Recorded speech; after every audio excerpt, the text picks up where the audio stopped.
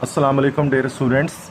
So this is Sir Naseem Zulfikar and today I am going to discuss about the history of English literature and the history of English poetry, which is very much important for the students of first year, second year, as well as the students who are doing BA in English or MA in English.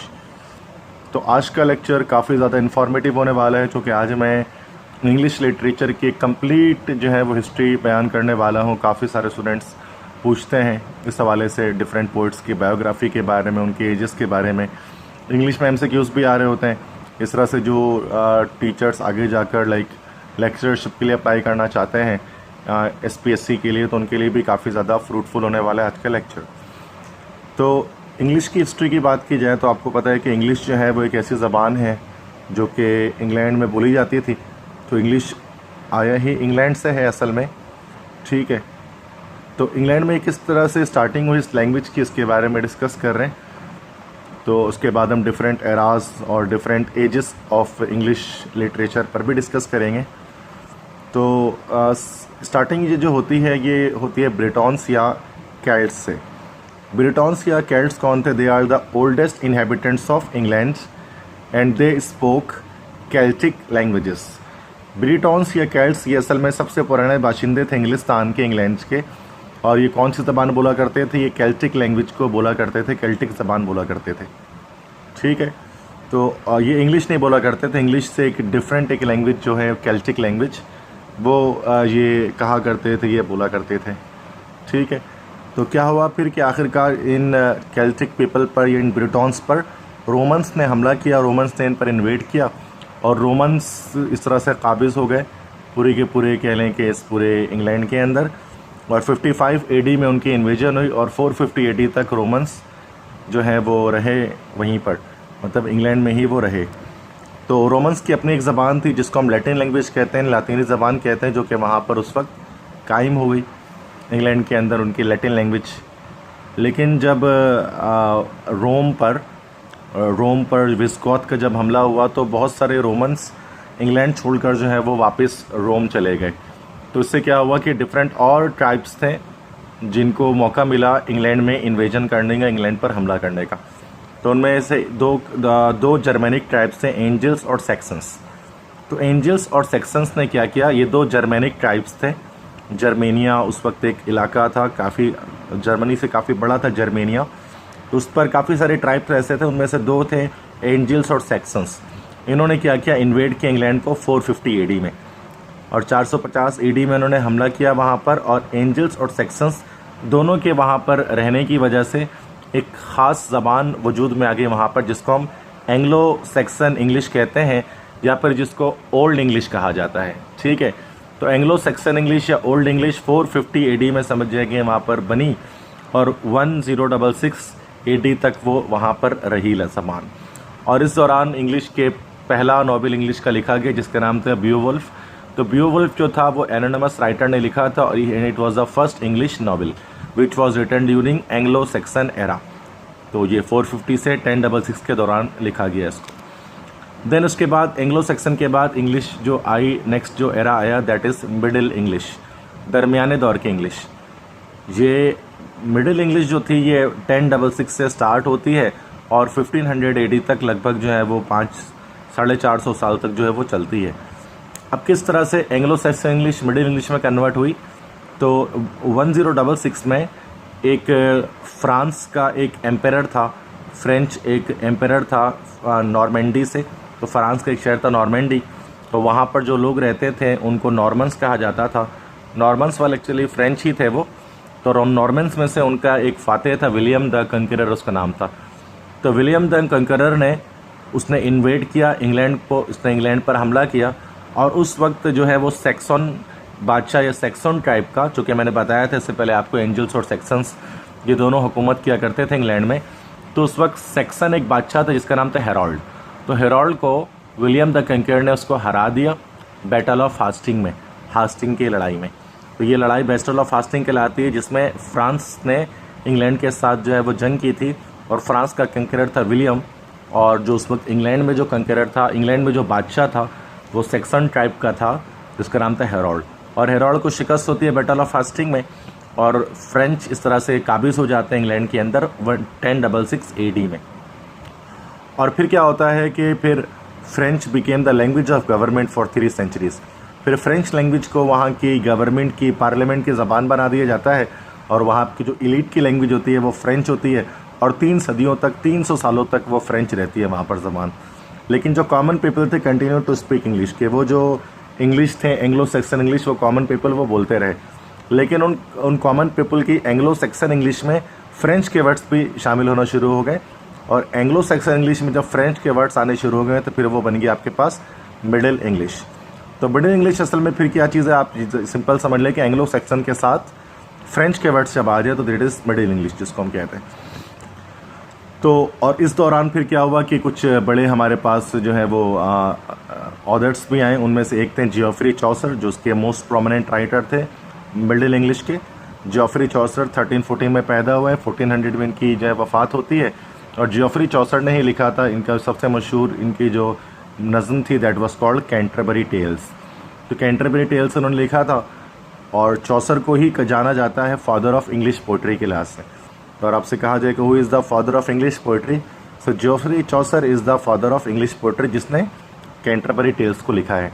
और ये middle English के दौर का था। कि मैंने बताया कि मिडिल इंग्लिश किस तरह से वजूद में आई इंग्लैंड के अंदर। नेक्स्ट उसके बाद क्या दौर आता है, उसके बाद नेक्स्ट पीरियड आता है हमारे पास, नेक्स्ट एरा पूरा आता है that is called renaissance. Renaissance या निशात सानिया उर्दू में जिसको हम कहते हैं, ये जो एरा था 1500 से लेकर 1660 तक, लगभग 160 साल तक चलता रहा ये एरा रेनेसेंस। अब ये रेनेसेंस कहते किसे हैं, किस तरह से आई, तो उसको पहले डिटेल में डिस्कस कर लेते हैं कि with the fall of Constantinople के फॉल के साथ जो टर्क्स ने किया था 1453 में। तो कॉन्स्टेंटिनोपल आप जानते हैं जिसको हम आज जो है उसको हम लोग कहते हैं इस्तांबुल। तो तुर्की का एक सिटी है दैट इज़ कॉल्ड इस्तांबुल, उसका पुराना नाम था कॉन्स्टेंटिनोपल। तो कॉन्स्टेंटिनोपल का जब फॉल हुआ, जहाँ वहाँ पर कॉन्स्टेंटीन नाम का एक ईसाई बादशाह हुकूमत किया करता था, तो टर्क्स ने उसको हरा दिया। और टर्क्स में उस वक्त कौन थे, टर्क्स में उस वक्त थे ओटोमान। तो ओटोमान एम्पायर, तो ओटोमान जो थे और ओटोमान के उस वक्त बादशाह कौन थे, ही वॉज मेहमेद, ठीक है, जिसको सुल्तान मोहम्मद भी कहते हैं, मोहम्मद फ़ातिह। उन्होंने कुस्तुनतुनिया को फ़तह किया 1453 AD में। और इस ईयर में जब कुस्तुनतुनिया को फ़तह किया गया तो Greek scholars there spread all over Europe. तो वहाँ जो ग्रीक स्कॉलर्स थे, यूनानी स्कॉलर्स थे, वो वहाँ से निकले कुस्तुनतुनिया से और सारे यूरोप में फैल गए। और अपने साथ वो लेकर आए क्या, इनवैल्यूएबल ग्रीक मैन्यूस्क्रिप्ट, बहुत सारी ग्रीक किताबें वो अपने साथ लेकर यूरोप चले गए। फिर यूरोपियंस ने जब उन किताबों को पढ़ा तो आप जानते हैं कि जो मिडिल एजेस हैं, ये मैंने बताया था ना कि ये जो एंग्लो सेक्सन का एरा और ये मिडिल इंग्लिश का एरा, तो इन दोनों एरा को अगर हम देखें, दोबारा से मैं वापस आता हूँ, तो इन दोनों एरा को देखें तो ये लगभग 1500 साल बनते हैं, ठीक है। लगभग जो है वो आपके पास 500 साल यहाँ पर बनेंगे और 500 साल यहाँ पर, सॉरी, तो ये लगभग हमारे पास 1000 साल बनते हैं। ये जो एरा था एंग्लो सेक्सन का एरा, ये भी डार्क एजेस का एरा था ये यूरोप के लिए। और ये मिडिल इंग्लिश का जो दौर था वो भी डार्क एजेस का ही दौर था। डार्क एजेस आप जानते हैं कि जब बहुत ज़्यादा तरक्की नहीं हुई यूरोप के अंदर तो वो डार्क एजेस थे। लेकिन रेनेसेंस में क्या हुआ कि ये जो ग्रीक स्कॉलर्स थे उन्होंने जो अपनी किताबें पहुंचाई तमाम यूरोप में, तो वहाँ पर यूरोपियंस ने उन बुक्स को पढ़ा और पढ़ने के बाद जो है वो यूरोप के अंदर एक रेनेसेंस, एक निशात सानिया उसकी शुरू हुई, उसकी एक अवेकनिंग स्टार्ट होती है। तो उसमें वास्को डी गामा थे, वास्को डी गामा जिन्होंने सर्कमनेविगेटेड द वर्ल्ड, जिन्होंने पूरी दुनिया को जो है वो कश्ती पर सफ़र किया, या जिस तरह से वो उन्होंने यूरोप से लेकर इंडिया तक का एक बहरी रास्ता बताया। Christopher Columbus discovered America, Columbus थे उस दौर में, इसी दौर की बात हो रही है 1500 से 1660 के बीच में, कि इसी दौर में कोलंबस ने अमेरिका डिस्कवर किया। निकोलस कोपरनिकस जो थे, ये एक एस्ट्रोनॉमर थे जिन्होंने हीलियोसेंट्रिक यूनिवर्स का कॉन्सेप्ट पेश किया या सन सेंट्रिक यूनिवर्स का कॉन्सेप्ट पेश किया। गटनबर्ग थे, गटनबर्ग ने प्रिंटिंग मशीन को ईजाद किया और किताबें वगैरह छपने शुरू हो गए। तो इस तरह से ये कुछ चीज़ें थी जो रेनेसेंस के दौर में हुई, जिसका इफ़ेक्ट आपको देखने में आया इंग्लिश लिटरेचर के अंदर भी। तो अब रेनेसेंस के दौर में हम लिटरेचर के अकॉर्डिंग हम उसको जो है डिफरेंट पार्ट्स में A, B और इस तरह से उसके बाद जो है हम उसको C, D जो है वो हम उसको डिफरेंट पार्ट्स में जो हम उसको क्लासीफाई कर सकते हैं, ठीक है। तो फर्स्ट हमारे पास है अर्ली रेनेसेंस पोइट्स। शुरुआत के जो रेनेसेंस के शायर थे 1500 से 1558 के बीच में ये रहे। 58 ईयर्स का एरा था और उसमें जो मतलब इस वक्त रेनेसेंस बिल्कुल स्टार्ट हुई थी। और उस वक्त जो हमारे पास शायर थे इसके सबसे बड़े वो थॉमस मोरे थे। और थॉमस मोरे ने जो है वो इस तरह से पेट्रियोटिक सॉन्ग्स को लिखना शुरू किया। और उनमें से एक आपने जो है वो क्लास 10 के अंदर सिंध बोर्ड में हमारे मौजूद है, it's called the minstrel boy. ठीक है, तो आपने वो पढ़ा होगा मैट्रिक में, the minstrel boy to the war is gone, in the ranks of death you will find him, his father sword he has gated on and his wild heart slung behind him. तो ये वाली जो pome थी तो वो Thomas मोरे ने लिखी थी, अर्ली रिनेसेंस के शायर थे। देन उसके बाद आया एलिज़ाबेथन एज या एलिज़ाबेथन एरा। एलिज़ाबेथन एरा 1558 से स्टार्ट होकर 1603 तक रहा। तो 45 ईयर्स तक ये एरा हमारे पास रहा और इसी एरा को कहा जाता है the golden age of English literature, अंग्रेज़ी अदब का सुनहरी दौर, चूँकि इसी दौर में आपको विलियम शेक्सपियर मिलेंगे एलिज़ाबेथन एरा में। तो this age started with the birth of Queen Elizabeth the first and ended with her death. तो ये जो एज था ये शुरू हुआ था क्वीन एलिज़ाबेथ जो फर्स्ट थी उनकी बर्थ के साथ स्टार्ट हुआ था और उनकी डेथ पर ये एज जो है वो जाकर ख़त्म हो गया था। तो 1558 से लेकर 1603 ये डेट, इसलिए हम इसको एलिज़ाबेथन एरा या एलिज़ाबेथन पीरियड इसको हम कहते हैं, क्योंकि इंग्लैंड की क्वीन एलिज़ाबेथ द वन थी उनके दौर में ये एज चला। तो इसी दौर में आए थे विलियम शेक्सपियर। विलियम शेक्सपियर 1564 में पैदा हुए, 1616 में उनकी वफ़ात हुई। तो इंग्लैंड के अंदर स्ट्रेटफोर्ड ऑन एवन नाम के गांव में ये पैदा हुए थे। It is the place of birth of William Shakespeare and he was the greatest play right in English. और अंग्रेज़ी ज़बान के सबसे बड़े प्ले राइट ये थे। तो हमारी इंटरमीडिएट के अंदर एज यू लाइक इट के नाम से जो उनकी उन्होंने कॉमेडी नावल लिखा था उसके फर्स्ट टाइम में भी इसकी एक पोम है अंडर द ग्रीनवुड ट्री के नाम से, और सेकेंड टाइम में भी you can find a poem that is the seven ages of man. So Elizabethan era is actually it is the golden age of English literature जिसको हम कहते हैं। ठीक है, क्वीन एलिज़ाबेथ के दौर में ये एरा चलता गया। अच्छा, इनकी भी एक बड़ी इंटरेस्टिंग स्टोरी है जो मैं आपसे शेयर करना चाहता हूँ कि क्वीन एलिज़ाबेथ का जो रेन किस तरह से आया। तो ये जैसे कि अगर आप जो है वो एक जंग हुई थी पूरी जिसको हम वॉर ऑफ रोजेस कहते हैं। ठीक है, तो काफ़ी जो स्टूडेंट्स के हिस्ट्री के स्टूडेंट्स होते हैं वो जानते हैं इसके बारे में, वॉर ऑफ रोजेस के बारे में। तो अगर आपने एक देखी है गेम ऑफ थ्रोन्स के नाम से एक हमारे पास वेब सीरीज़ चलती थी नेटफ्लिक्स की, तो उसमें इसी वॉर ऑफ रोजेस को इंस्पिरेशन बनाकर उसमें दो फैमिलीज़ के बीच की लड़ाई का लिखा गया। तो वॉर ऑफ रोजेस 1455 से 1485 तक होती है। और ये क्या है, a series of civil war. England के अंदर एक सीरीज़ थी खाना जंगी की जो हुई थी दो हाउस के बीच में, house of Lancaster and house of York के बीच में जो लड़ाइयाँ हुई उनको वॉर ऑफ रोजेस कहा जाता है। वॉर ऑफ रोजेस इसलिए कहते हैं कि हाउस ऑफ लैंकेस्टर का जो सिंबल था वो रेड रोज़ था, जबकि हाउस ऑफ यॉर्क का जो सिंबल था वो वाइट रोज़ था। ठीक है, तो ये इस वजह से जो है वो उनके हम डिफरेंट वॉर ऑफ रोजेस कहते हैं। इनमें से हाउस ऑफ यॉर्क को जो है वो शिकस्त हो गई और हाउस ऑफ लैंकेस्टर जो था उसकी जीत हुई। और जिस साल मतलब जब इनकी ये जीत हुई 1485 में, तो उस वक्त हेनरी द 7th जो है वो बादशाह बने इंग्लैंड के। तो और यहीं से ट्यूडोर डायनेस्टी जो है वो स्टार्ट हुई हेनरी द 7th से। ये पहले बादशाह थे ट्यूडोर डायनेस्टी के। दैन इनके मरने के बाद इनके बेटे हेनरी द 8th वो बादशाह बने, जिसमें इन्होंने जो है वो 6 शादियाँ की थी हेनरी द 8th ने। तो उनमें से 3 शादियाँ इनकी ज़्यादा फेमस थी। शुरू की जो 3 शादी थी, तो फर्स्ट शादी जो उन्होंने की थी वो कैथरीन ऑफ एरागॉन। तो कैथरीन ऑफ एरागॉन से उन्होंने की थी और इससे इनकी एक बेटी पैदा हुई थी जिनका नाम था मैरी। तो मैरी इनकी बेटी पैदा हुई थी और हेनरी द 8th जो चाहते थे वो ये चाहते थे कि वो उनके यहाँ बेटा पैदा हो जो उनका एक वारिस बने उनके तख्त का। तो उन्होंने क्या किया कि कैथरीन ऑफ आर्गन के बाद फिर उन्होंने एक खातून से शादी की, दैट इज़ एनी बोलेन।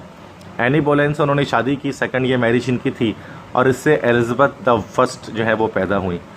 तो मतलब इनसे भी उनके बेटे की पैदाइश नहीं हुई। फिर उन्होंने नेक्स्ट शादी की जेन सेमोर्ट से, और जब जेन सेमोर्ट से शादी की तो फाइनली इनके यहाँ बेटा पैदा हुआ, एडवर्ड द फर्स्ट जिनका नाम था। तो हेनरी द 8th, अच्छा हुआ ये भी था कि एक चीज़ मैं बताना भूल गया कि कैथरीन ऑफ आर्गन से शादी की और मैरी की जब पैदाइश हुई तो इन्होंने कैथरीन ऑफ एरागॉन से डाइवोर्स लेना चाहा, लेकिन अच्छा हेनरी द 8th खुद रोमन कैथोलिक थे, उस वक्त कैथोलिक थे। तो कैथोलिक चर्च जो पोप थे, पोप ने जो हेनरी द एट्थ को मना कर दिया कि ये डाइवोर्स नहीं हो सकता। तो हेनरी द एट्थ ने क्या किया, एहतजाजन उन्होंने कैथोलिक को छोड़कर प्रोटेस्टेंट उन्होंने अपना मज़हब इख्तियार कर लिया। जो प्रोटेस्टेंट डोमिनेशन है क्रिश्चियनिटी का, वो उन्होंने एक्सेप्ट कर लिया और कैथोलिक जो है वो उन्होंने उसको छोड़ दिया। तो उसके बाद फिर आखिर का डाइवोर्स उनको देकर एनी बोलेन फिर जेन सेमोर से उन्होंने शादी की। जेन सेमोर से उनका बेटा पैदा हुआ एडवर्ड द फर्स्ट, जिनको पहला हेनरी द एट्थ के बाद इसको बादशाह बनाया गया। एडवर्ड द फर्स्ट के बाद जो बादशाह बने वो एक खातून बनी, लेडी जेन ग्रे, जो एडवर्ड द फर्स्ट की असल में कज़न थी। फोर्थ ये मलका बनी, क्वीन बनी सॉरी। और लेडी जेन ग्रे को मैरी ने जो है वो मरवा दिया। कुछ ही दिन तक ये मलका रही थी और मैरी आखिरकार फिर क्या बनी, वो मलका बनी इंग्लैंड की। तो इनको ब्लडी मैरी भी कहा जाता है, इसी मैरी को ब्लडी मैरी, क्यों? चूँकि ये ख़ुद कैथोलिक थी और ये बड़ी स्टॉन्च कैथोलिक थी और वो बड़ी नफ़रत क्या करती थी प्रोटेस्टेंट से। तो प्रोटेस्टेंट से बड़ी नफ़रत क्या करती थी और इसी क्योंकि उनसी की वजह से इनकी जो माँ थी कैथरीन, इनको डाइवोर्स हुआ था। तो उन्होंने बड़े खून बहाया मैरी ने, तो इसलिए इनका नाम ब्लडी मैरी कहलाया। चूँकि प्रोटेस्टेंट को बहुत जो है वो उनके हुक्म पर मारा गया, कत्ल किया गया और जला दिया गया। बहुत सारे मज़ालिम ढाए गए प्रोटेस्टेंट पर इंग्लैंड में ब्लडी मैरी के दौर में। मैरी के मरने के बाद आखिरकार छठी जो और लास्ट जो मलका बनी ट्यूडर डायनेस्टी में, she was the queen Elizabeth the first. ये भी एक प्रोटेस्टेंट थी, बट ये बहुत ज़्यादा कह लें कि जालिम नहीं थी, क्रूल नहीं थी। तो एक बैलेंस वे पर उन्होंने जो है प्रोटेस्टेंट और रोमन कैथोलिक को रखा इंग्लैंड के अंदर, और इन्होंने ख़ुद को सुप्रीम हेड बनाया चर्च के। जैसे हेनरी द एट्थ ने भी जब प्रोटेस्टेंट मज़हब इख्तियार किया तो उन्होंने पोप के बजाय ख़ुद को जो है वो उन्होंने supreme head of the church बनाया। इस तरह एलिजाबेथ द फर्स्ट ने भी अपने आप को चर्च का, प्रोटेस्टेंट चर्च का सुप्रीम हेड बना दिया। एंजेलिकन चर्च उसको कहा जाता था। अच्छा, ये भी बात याद रखें कि तो जो एलिजाबेथ द फर्स्ट है उनको वर्जिन एलिजाबेथ या वर्जिन भी कहा जाता है। वर्जिन इसलिए कहा जाता है कि इन्होंने जो है वो कभी शादी नहीं की थी, जिसकी वजह से she was never married, that's why she had no offsprings. उनकी कोई औलाद नहीं थी और एलिजाबेथ द फर्स्ट के साथ ही इस तरह से ट्यूडर डायनेस्टी का जो अख्ताम होता है। तो ये मैंने आपको बताया किस तरह से वॉर ऑफ रोजेस के थ्रू जो है वो आखिर के ट्यूडर डायनेस्टी आती है और क्वीन एलिजाबेथ द फर्स्ट तक हम पहुँचते हैं। तो हिस्ट्री के तालिब इल्म के लिए बड़ी इंटरेस्टिंग होगी इन तमाम चीज़ों को समझना। तो लास्ट टाइम में भी यहाँ तक थे कि क्वीन एलिजाबेथ द फर्स्ट के दौर में जो लिटरेचर लिखा गया, दैट इज़ एलिजाबेथन लिटरेचर, जिसमें विलियम शेक्सपियर उसके जो है वो काफ़ी ज़्यादा फेमस जो थे वो पोइट थे, जिन्होंने काफ़ी सारे अच्छे पोम्स को लिखा और प्लेस लिखे, Romeo and Juliet, Macbeth, Othello और इस तरह के बहुत सारे। देन उसके बाद जो है हमारे पास थर्ड उसके बाद एरा हमारे पास आता है, it is not the B1, it is actually the C1। तो ये C हमारे पास यहाँ पर हुआ, that is called Jacobean era. Then उसके बाद D हमारे पास है Caroline age, and after that we have E Commonwealth age. तो बच्चों तो जैकोबियन, कैरोलिन और कॉमनवेल्थ एज, इन तीनों को मिलाकर हम लोग प्यूरिटन एरा भी कहते हैं, या इसको एज ऑफ मिल्टन भी कहा जाता है। तो प्यूरिटन एरा या एज ऑफ मिल्टन, या जैकोबियन, कैरोलिन और कॉमनवेल्थ एजेस, ये इसमें सब एजेस इसके अंदर आए हैं। ठीक है, तो C हमारे पास है जैकोबियन एरा। जैकोबियन एरा 1603 से 1625 तक चलता रहा ये, और रेनेसेंस के दौर में 1603 में क्या हुआ कि किंग जेम्स जो था स्कॉटलैंड का, वो इंग्लैंड का बादशाह बन चुके। मैंने बताया क्वीन एलिजाबेथ द फर्स्ट की चूँकि कोई औलाद नहीं थी, तो स्कॉटलैंड के जो बादशाह जेम्स थे वो इंग्लैंड के बादशाह बन गए। ठीक है, और यही वो मशहूर बादशाह जेम्स थे जिन्होंने king James version of Bible, जो इंजील मुक़द्दस का जो आज वर्जन हम लोग इस्तेमाल कर रहे होते हैं, नॉर्मली क्रिश्चियंस जो पढ़ रहे होते हैं, वो किंग जेम्स वर्जन होता है। ठीक है, तो वो उन्होंने कंपाइल किया, तो ये जैकोबियन एरा कहलाया। देन इसके बाद कैरोलिन एज आया 1625 से 1649 तक। 1625 में क्या हुआ कि चार्ल्स वन वो इंग्लैंड के बादशाह बने, लेकिन चार्ल्स वन जो थे उनके दौर में काफ़ी अनस्टेबिलिटी थी कंट्री के अंदर, और पार्लियामेंट जो है वो उनको पसंद नहीं किया करती थी। तो चार्ल्स वन और पार्लियामेंटेरियंस के बीच में क्या हुआ था कि एक झगड़ा और एक तनाज़ा जो है वो उन दोनों के बीच में मौजूद था। तो आखिरकार पार्लियामेंटेरियंस को जीत हुई और चार्ल्स वन को बीहेड कर दिया गया, उनको एग्जीक्यूट कर दिया गया, सज़ाए मौत दे दी गई 1649 में, जिसके बाद कैरोलिन एज ख़त्म हो गया। तो कैरोलिन एज जो है वो चार्ल्स के जो है वो बादशाह बनने के बाद से उसकी मौत तक चलता गया, और कैरोलिन एज में ही पैदा हुए, और जो कैरोलिन एज में ही जो है वो जॉन मिल्टन ने लिखा पैराडाइज लॉस्ट। जॉन मिल्टन एक बड़े राइटर थे जिन्होंने आपकी सेकेंड ईयर के अंदर जो है वो एक नज़म लिखी है, दैट इज़ कॉल्ड सैमसन एगोनिस्टिस, ये लाइन्स फ्रॉम सैमसन एगोनिस्टिस। तो इन्होंने एक और बड़ी एपिक लिखी थी, एक एपिक थी इनकी, that was called paradise lost, जो जॉन मिल्टन ने इस कैरोलिन एज में लिखा। देन इसके बाद क्या हुआ कि कॉमनवेल्थ एज आया। कॉमनवेल्थ एज 16 मतलब कैरोलिन जो चार्ल्स वन की एग्जीक्यूशन के बाद स्टार्ट हुआ 1649 से, और 1660 तक ये चलता रहा। तो no king was there in England during this age. तो इस इंग्लैंड में इस दौरान, इस कॉमनवेल्थ एरा के दौरान कोई बादशाह नहीं था, बल्कि पार्लियामेंट जो था उसका राज था, मतलब कंप्लीट एक डेमोक्रेसी थी, कोई मोनार्की नहीं थी। तो 1660 में 1660 में क्या हुआ कि चार्ल्स II को बादशाह बना दिया गया, इंग्लैंड का मोनार्क बना दिया गया, बादशाह बना दिया गया, who was exiled in France, जिसको फ्रांस में जिलावतन किया गया था। तो आप जानते हैं कि ये जो चार्ल्स I जो था उसका एक बेटा था जिसका नाम, जिसको चार्ल्स II कहते हैं। तो फ्रांस में वो नज़रबंद था, तो उसको क्या कर दिया गया, उसको इंग्लैंड का बादशाह बना दिया गया 1660 में। और इस तरह से कॉमनवेल्थ एज जो है वो ख़त्म हुआ, और इसी के साथ एज ऑफ मिल्टन या प्यूरिटन एरा या रिनेसेंस एरा ये पूरा ख़त्म होता है। ठीक है, तो ये मैंने अभी आपको बताया कि देखिए रिनेसेंस के अंदर हमारे पास 6 अलग अलग दौर है। अर्ली रिनेसेंस पोइट जिसमें थॉमस मोरे थे, एलिजाबेथन एज जिसके अंदर कौन थे भाई, विलियम शेक्सपियर। उसके बाद प्यूरिटन एरा जिसको एज ऑफ मिल्टन कहा जाता है, उसमें 3 सब एजेस आए, जैकबियन एज, कैरोलिन एज और कॉमनवेल्थ एज। ठीक है, ये सारी चीज़ें बच्चों बिल्कुल ही जहन में जहन नशीन रखनी है, तमाम ही क्लासेस में आगे जाकर लिटरेचर में आपके ये काम आएगा। आफ्टर दैट क्या होता है, रेनेसेंस एरा के बाद आता है न्यू क्लासिकल एज। 1660 से शुरू होता है, 1785 तक ये चलता है। This is called the new classical as. और इस न्यू क्लासिकल एज के अंदर भी हमारे पास जो है वो 3 जो है वो सब एजेस हैं, रेस्टोरेंट पीरियड, ऑगस्टन एज और हमारे पास ट्रांजिशन पीरियड है। सबसे पहले होता है रेस्टोरेशन पीरियड, जिसको एज ऑफ ड्राइडन भी कहते हैं, जिसमें John Dryden he was the most famous poet of this era. Restoration period इसलिए भी हम उसको कहते हैं कि इस दौर में रिस्टोर कर दिया गया था मोनार्की को। इस दौर में मोनार्की रिस्टोर हुई थी इंग्लैंड में, चार्ल्स II को अगेन बादशाह बना दिया गया था इंग्लैंड का। तो ये पीछे मैंने बताया कि किस तरह से ऐसा हुआ।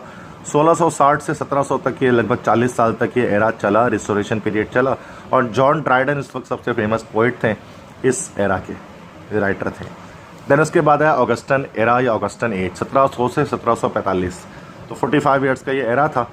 और this age is named after Roman empire Augustus Caesar. और ये नाम जो ऑगस्टन रखा गया, ऑगस्टस सीजर के नाम पर रखा गया।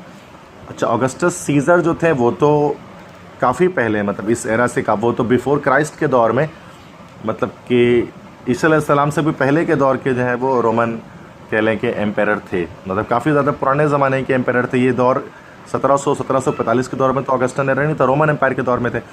तो ये ऑगस्टन एज इसलिए जैसे उसको कहते हैं कि Roman literature was blooming during this age, कि इस एज में रोमन लिटरेचर जो था ना, लैटिन लिटरेचर, वो बहुत ज़्यादा ब्लूम हो रहा था इस एज में। दैट्स उसको ऑगस्टन एज कहा जाता है, बिकॉज ऑगस्टस इधर एक रोमन बादशाह ही थे।